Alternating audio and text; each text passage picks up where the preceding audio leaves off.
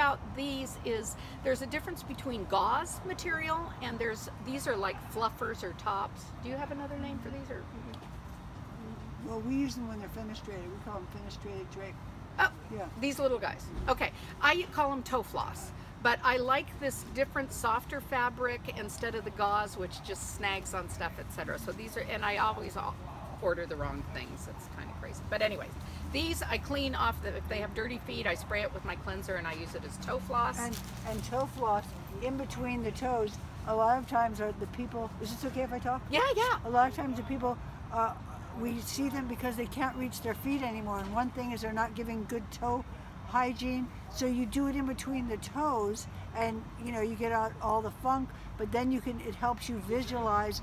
Oh, there's a wound. Oh, the athlete's foot is really rearing its ugly head. So yeah, and then you recommend that they ask their person, or if they can reach, with their rough washcloth to do the same thing because it helps their circulation and it helps them see.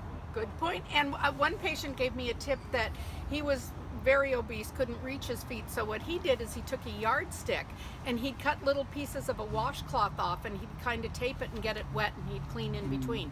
Ooh, there looks like maybe. Oh, I'm looking for potential patients out there. Okay, so we got the toe floss there. All right, then I usually,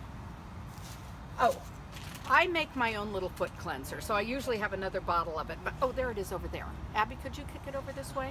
So if you're into making your own stuff, I have a bottle. I get these little, they're the ones so that the essential oils don't, what's the material that they made out of these bottles for?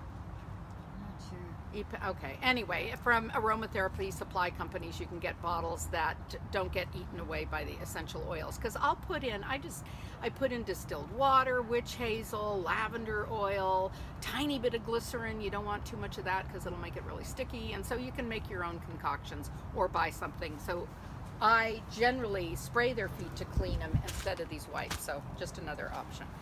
And then after their foot is all done and they're fairly cleaned up and stuff, I make a product called Lion's Paw. I don't have my, it's olive oil beeswax from my friend Jeff's Bees, and different combinations of things like chamomile, plantain, yarrow, St. John's wort, good skin stuff.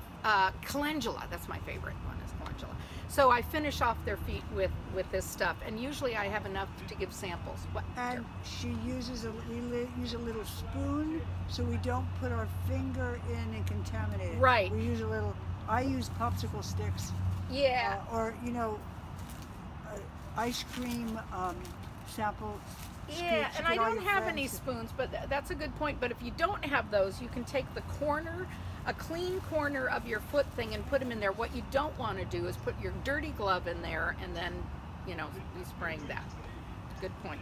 So we've got the before care, after, here.